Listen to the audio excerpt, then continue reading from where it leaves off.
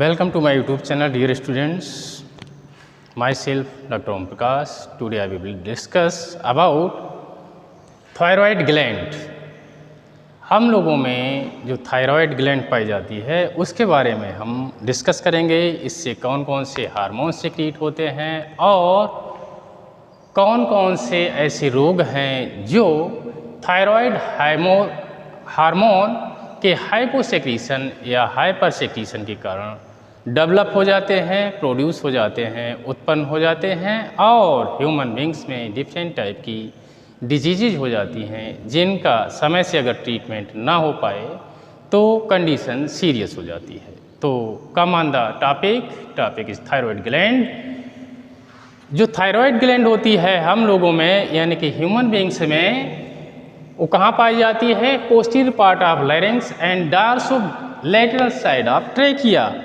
यानी कि जो थायराइड ग्लैंड है हमारे गले में यानी कि इस रीजन में, इस क्षेत्र में जो लैरिंक्स है, जो स्वर यंत्र है उसके ठीक नीचे साइड में, जबकि जो ट्रेकिया हैं, जो आपकी श्वास की नाल है उसमें ट्रेकिया प्रेजेंट होते हैं, उसके डार्सो लैटरल साइड में प्रेजेंट होती है। इसका वेट अप टू 25 to 30 ग्राम तक होता है।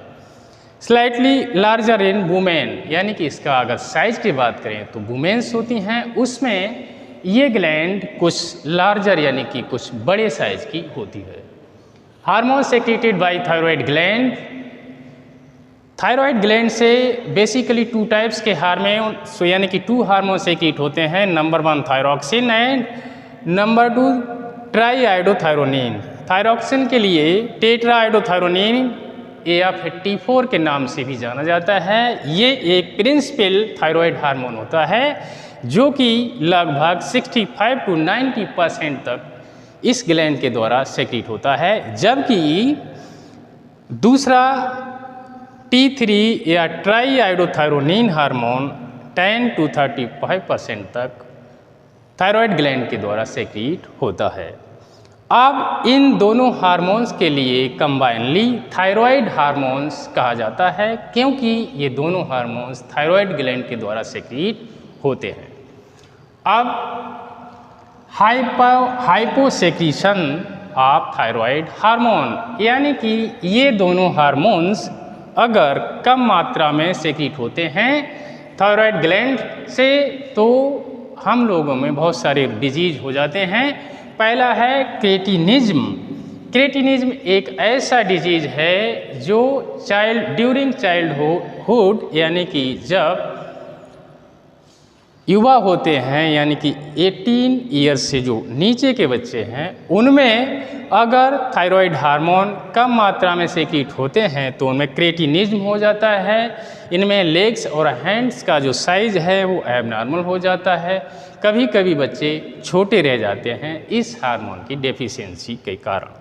दूसरा है मिक्सिडीमा डिजीज होता है। ये विशेष रूप से अडल्ट में होता है यानी कि जो वयस्क हैं उनमें पाया जाता है। इसमें basic metabolic rate, BP, body temperature, glucose level etcetera कुछ ऐसे फैक्टर्स हैं, ऐसे करैक्टर्स हैं या ऐसे पैरामीटर्स हैं जो डिक्रीज हो जाते हैं, कम हो जाते हैं। यानी कि मिक्सिडीमा जिस मैन में होगा या वुमेन में होगा उसकी जो बेसिक मेटाबॉलिक रेट है यानी कि बॉडी की जितनी भी क्रियाएं हैं वो स्लो रेट के साथ में होंगी, बीपी भी उसका कम होगा, बॉडी का टेम्परेचर भी कम हो जाएगा। तीसरा है सिंपल ग्वाटर डिजीज, यानी कि इसके लिए सामान्य घेंगा के नाम से जाना जाता है। जब फूड में या डाइट में आयोडीन की डेफिशिएंसी होती है यानी कि कमी होती है तब गले में सूजन आ जाती है जिसके लिए सामान्य घेंगा या सिंपल ग्वाटर के नाम से जाना जाता है। इसलिए हमारे लिए ऐसा डाइट लेना चाहिए या ऐसा भोजन करना चाहिए जिसमें आयोडीन की मात्रा प्रचुर मात्रा में हो। यानी कि जैसे आयोडीन नमक आता है ऐसे ही बहुत सारे फूड प्रोडक्ट्स भी हैं जिनमें आयोडीन पाया जाता है, उसका सेवन करके इस डिजीज़ से हम बच सकते हैं। चौथा डिजीज है हाशिमोटोस डिजीज। कभी कभी थायराइड ग्लैंड से ये दोनों हार्मोन यानी कि थायराइड हार्मोन्स का सेक्रीशन इतना कम हो जाता है कि कभी कभी पूरी की पूरी ये थायराइड ग्लैंड डिस्ट्रॉय हो जाती है। तब इसके लिए हाशिमोटोज़ का डिजीज़ कहते हैं। और इस ग्लैंड के ना होने से बहुत सारी प्रॉब्लम्स या डिजीज़ क्रिएट हो जाते हैं। गोनेड्स का डेवलपमेंट सही से नहीं हो पाता है, बेसिक मेटाबॉलिक रेट कम हो जाती है और अफेक्टेड पर्सन होता है तो वो चिड़चिड़े स्वभाव का हो जाता है। ये तो रही हाइपोसेक्रीशन के बाद की बात, जिसमें इस 4 डिजीज़ के बारे में बात करी गई है, यानी कि ये हो जाते हैं। इसके साथ ही अगर हाइपर सेक्रीशन की कंडीशन हो, यानी कि ये थायराइड हार्मोन्स हैं ये ज़्यादा मात्रा में हमारी बॉडी में सेक्रीट होने लगें तो भी बहुत सारी प्रॉब्लम्स क्रिएट हो जाती हैं। Basic metabolic rate, BP, O2 consumption, glucose level, body temperature etcetera factors ये इंक्रीज हो जाते हैं। यानी कि जब बॉडी की सारी क्रियाएं तेज़ी के साथ में होने लगेंगी तो बीपी हाई हो जाएगा, टेम्परेचर भी हाई हो जाएगा। तो इस तरीके से जो है ये भी कहीं न कहीं हमारी बॉडी के लिए ठीक नहीं है।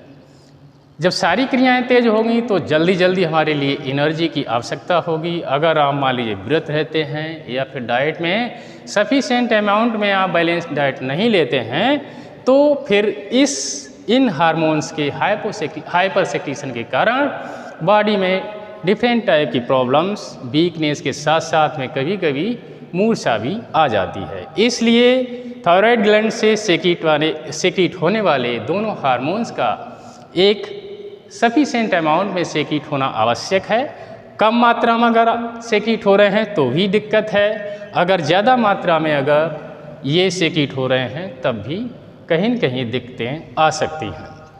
ये स्ट्रक्चर है, स्ट्रक्चर में दिखाया गया है थायराइड ग्लैंड। ये आपका जो है ट्रेकियल कैनाल है, ये ट्रेकिया दिखाए गए हैं और ये आपका लैरिंक्स दिखाया गया है यानी स्वरयंत्र दिखाया गया है और ये आपका घाटी द्वार है। और इस साइड में जो ये स्ट्रक्चर ये पीले कलर देख रहे हैं ये आपकी थायराइड ग्लैंड है जो कि लैरिंक्स के पोस्टीरियर साइड में होती है और ट्रेकिया के डॉर्सोलेंटल साइड में होती है।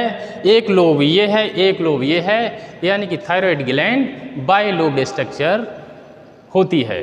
तो आज की क्लास में हमने आपके लिए थायराइड ग्लैंड के बारे में बताया, इससे सेक्रीट होने वाले T3 और T4 हार्मोन्स के बारे में बताया है। दोनों हार्मोन्स के लिए कंबाइनली थायराइड हार्मोन के नाम से जाना जाता है।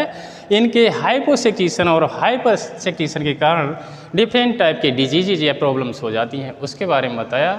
तो आशा है कि डियर स्टूडेंट्स इस टॉपिक के लिए आप अच्छे से तैयार करेंगे, क्योंकि एंडोक्राइन ग्लैंड्स के बारे में एग्ज़ाम में पूछा अवश्य जाता है। स्क्रीनशॉट अगर आप लेना चाह रहे हैं तो आप स्क्रीनशॉट इसका ले करके और ये मेन पॉइंट याद करके इस टॉपिक को तैयार कर सकते हैं। डियर स्टूडेंट्स आज की क्लास में इतना ही, मिलते हैं अगली क्लास में एक नए टॉपिक के साथ। तब तक के लिए नमस्कार, थैंक यू सो मच।